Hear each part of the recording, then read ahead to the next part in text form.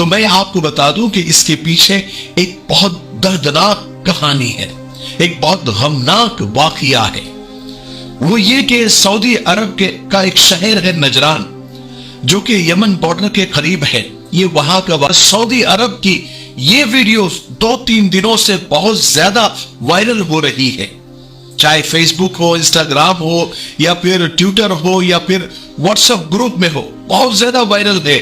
لوگ اس کو شیئر کر رہے ہیں، اس کے پیچھے کی الگ الگ کہانی بتا رہے ہیں، اور اس کے پیچھے کی جو حقیقت ہے شاید آپ لوگوں کو پتا ہوگی۔ اگر نہیں پتا ہے تو آج ہم آپ کو بتانے والے ہیں کہ اس کے پیچھے کا واقعہ کیا ہے، اس ویڈیو کی حقیقت کیا ہے۔ اس ویڈیو میں آپ دیکھ سکتے ہیں کہ بہت سارے سعودی لوگ ایک جگہ اکٹھا ہے، کوئی اپنا جبہ اتار رہا ہے، کوئی اپنا رومال اتار رہا ہے، یہاں تک کہ کوئی اپنا بنیان بھی اتار رہا ہے، اور عزت اور فخر سمجھے جانے والی اپنی دستاریں اتار کر پھینک رہے ہیں۔ تو کوئی اونٹوں کی طرح اپنے گھٹنوں کو باندھ کر نیچے بیٹھ رہا ہے، کوئی اپنے خنجر تلواریں زمین میں گاڑ رہا ہے، اور کچھ تو اپنے سروں پر مٹی ڈال رہے ہیں۔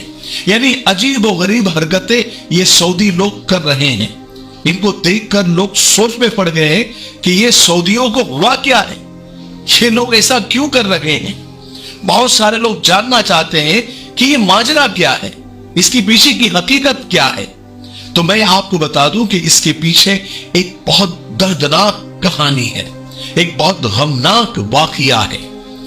وہ یہ کہ سعودی عرب کا ایک شہر ہے نجران، جو کہ یمن بارڈر کے قریب ہے۔ یہ وہاں کا واقعہ ہے کہ 2 کزن بھائی تھے جو بہت اچھے دوست بھی تھے، لیکن کسی بات پر دونوں میں بحث شروع ہو گئی۔ بحث حجت تک پہنچی اور حجت جھگڑے تک پہنچی، اور اس کے بعد محمد مرسل نامی شخص نے غصے میں آ کر اپنے کزن بھائی کو قتل کر دیا، یا پھر یوں کہا جا سکتا ہے کہ اس کے ہاتھوں قتل ہو گیا۔ بہرحال قتل ہونے کے بعد پولیس آ کر محمد مرسل کو گرفتار کرتی ہے اور اسے جیل میں ڈال دیتی ہے۔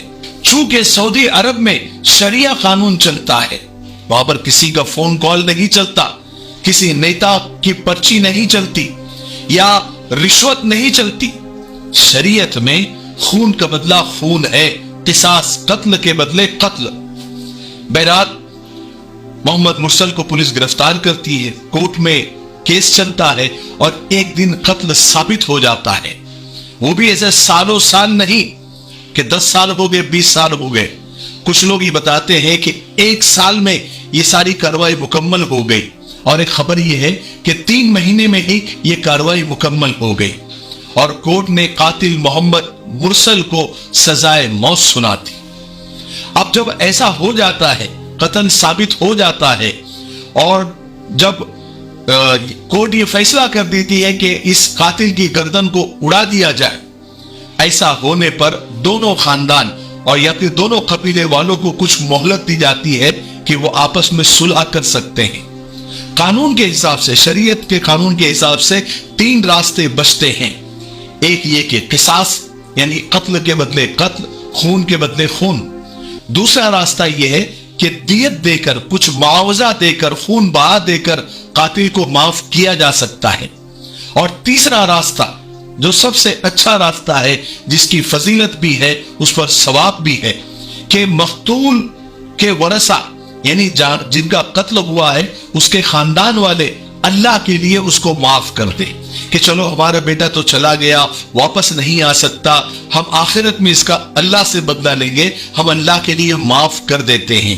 یہ معافی سب سے اچھا راستہ ہے۔ اللہ کے رسول صلی اللہ علیہ وسلم نے بھی اس کی بہت فضیلت بتائی ہے، لیکن یہ مقتول کے خاندان والوں پر ڈیپینڈ کرتا ہے، ان کے رشتہ داروں کے پاس ہی یہ حق ہوتا ہے۔ ایسا نہیں کہ وہ اپنے حق کا استعمال کرے تو ان پر کوئی گناہ ہوگا، گناہ نہیں ہوگا، لیکن اگر معاف کر دیتے ہیں تو ان کو بہت ثواب ملے گا۔ اللہ تعالیٰ کل قیامت کے دن اس کا بدلہ ان کو دے گے۔ لیکن اگر وہ چاہے تو قصاص بھی لے سکتے ہیں، یا پھر چاہے تو دیت اور معاوضہ خون بہا لے کر اللہ کے لیے قاتل کو معاف بھی کر سکتے ہیں۔ یہ ہمارا مفتاحی تلبینہ ہے، یہ نبوی نسخہ ہے۔ آپ صلی اللہ علیہ وسلم نے فرمایا یہ پیٹ کی بیماریوں کے لیے بہت مفید ہے، اور یہ سنت بھی ہے، غذا بھی ہے، شفا بھی ہے، دوا بھی ہے۔ اسے بنانے کا بھی بہت آسان طریقہ ہے۔ ایک گلاس دودھ میں 2 چمچ تنبینہ ڈال کے اسے ابال لے، کھیر کی طرح بن جائے گا، اور پھر اس میں شہد یا شکر ڈال کر آپ بھی پیے، بچوں کو بھی پلائے، گھر میں ہر ایک عمر کے لیے یہ مفید ہے۔ اسکرین پر آ رہے